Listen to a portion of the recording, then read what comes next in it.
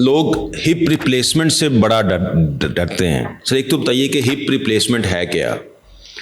Hip replacement का मतलब है कि अगर हिप जॉइंट आपका बहुत पेनफुल हो गया और उससे चलना फिरना मुश्किल हो गया तो उस जॉइंट को आर्टिफिशियल जॉइंट के साथ तब्दील करना, सर्जरी करके, उसको कहते हैं कि हिप रिप्लेसमेंट।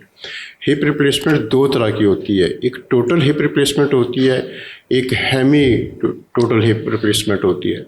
जो टोटल हिप रिप्लेसमेंट होती है उसमें तो हम जो सॉकेट होती है हिप और उसमें जो उसका जो हेड जो है ना फिट होता है, दोनों ही सॉकेट भी और हेड भी चेंज कर देते हैं। जो हेमी आर्थोप्लास्टी जिसको कहते हैं उसमें ये होता है कि सॉकेट ठीक होती है, उसको हम चेंज नहीं करते, वो नेचुरल रहती है। सिर्फ हेड जो है ना बोन का उसको चेंज कर देते हैं, तो इसको कहते हैं पार्शियल या हेमी आर्थोप्लास्टी। और ज़्यादातर हम टोटल हिप आर्थोप्लास्टी ही करते हैं, लेकिन कुछ केसेस जिनकी सॉकेट अच्छी होती है उनकी सिर्फ एक साइड चेंज करते हैं, उसको कहते हैं हेमी आर्थोप्लास्टी। सर किन किन पेशेंट्स को जो है वो टोटल हिप रिप्लेसमेंट या हिप रिप्लेसमेंट करवानी चाहिए? जी, एक तो ओल्ड एज में ज़ाहिर है डिजेनरेटिव आर्थराइटिस जिसको ऑस्टियोआर्थराइटिस कहते हैं, उससे अगर हिप पेनफुल हो जाए, चलना फिरना मुश्किल हो जाए, उस पर वज़न डालना मुश्किल हो जाए, वॉकर के साथ चलना पड़े, दवाइयाँ लेनी पड़े, तो हम कहते हैं कि ये स्टेज आ गई है कि अब जॉइंट को चेंज होना चाहिए। एक चीज़। दूसरी चीज़ जो गेंठिया है, रूमेटॉइड आर्थराइटिस है, यंग बच्चियों में आजकल बहुत है, यंग ख़वातीन में बहुत है। अनमैरिड बच्चियाँ हैं बेचारी, या मैरिड हैं तो 3-3 बच्चे हैं, 2-2 बच्चे हैं, तो उनका खाना तक नहीं बना सकती हिप आर्थराइटिस की वजह से, रूमेटॉइड की वजह से, तो उनके जॉइंट हम चेंज करते हैं। और मैं सबसे इंटरेस्टिंग बात आपको बताऊँ कि यंग लड़के जो है, जो बॉडी बिल्डर्स हैं आजकल, मैं उनके जॉइंट भी चेंज कर रहा हूँ। 2-2 जॉइंट चेंज किए हैं। 20-20, 25-25 साल के यंग बच्चे कि वो क्लब्स में, जिम्स में जाते हैं बॉडी बिल्डिंग के लिए, मसल्स को डेवलप करने के लिए। वहाँ पे उनको एडवाइस की जाती है इंस्ट्रक्टर की तरफ से या दूसरे लोगों की तरफ से कि जी आप हाई प्रोटीन डाइट लें और ये मेडिसिन पाउडर्स दें, दवाइयाँ देते हैं उनको कि ये पावरफुल दवाइयाँ हैं और इससे आपके मसल की बल्क जो है बड़ी तेज़ी से बनेगी और आपकी बॉडी की शेप बहुत अच्छी हो जाएगी। तो ये दवाइयाँ भी साथ एक्सरसाइज के इस्तेमाल करें। सर इसमें बड़ी अच्छी बात की आपने। सर क्या वो जो प्रोटीन है जो डब्बों में आती है, क्या वो सर लेनी चाहिए यंगस्टर्स को? बिल्कुल नहीं लेनी चाहिए। जो नेचुरल डाइट है, जो नेचुरल फूड है, जो नेचुरल प्रोटीन्स है वो लेनी चाहिए। वो जो है उसका कोई लैब टेस्ट नहीं है, उसमें क्या चीज़ है और क्या नहीं है और उसमें क्या हैज़ार्डस चीज़ जो है ना उसमें मिक्स की हुई है, वो बिल्कुल नहीं लेनी चाहिए। वही लेने की वजह से आप बिलीव करें कि मेरे पास 20-25 साल के बच्चे हैं जिनके मैंने दोनों जॉइंट चेंज किए हैं, और जब वो आए हैं मेरे पास, उनको व्हील चेयर पर लेके आए हैं, घर वाले उठा के लेके आए हैं, वो उन टांगों पर वज़न डालने के काबिल नहीं थे।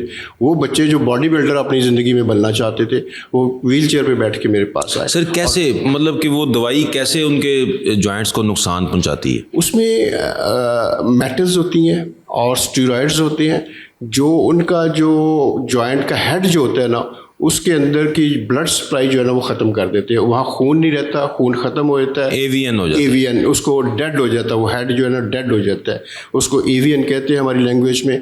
जब वो डेड हो जाता है तो वो बहुत ज़्यादा पेनफुल होता है, क्योंकि डेड चीज़ तो बॉडी एक्सेप्ट नहीं करती और फिर चलना फिरना मुश्किल होता है। तो फिर वो डेड चीज़ को निकाल के फिर नया जॉइंट डालना पड़ता है।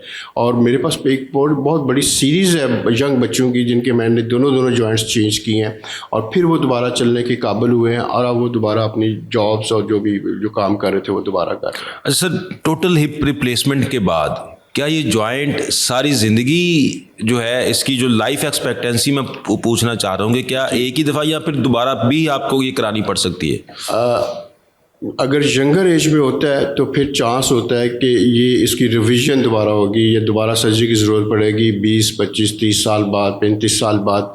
डिपेंड करता है कि उसकी सर्जरी कितनी अच्छी हुई है, जॉइंट कितना अच्छा यूज़ हुआ है और उसके बाद पेशेंट ने उस जॉइंट की खुद केयर कितनी अच्छी की है, फिजियोथेरेपी रेगुलरली कितनी अच्छी की है और अपनी फ़िटनेस का कितना ख्याल किया है और जॉइंट को प्रॉपरली इस्तेमाल किया है।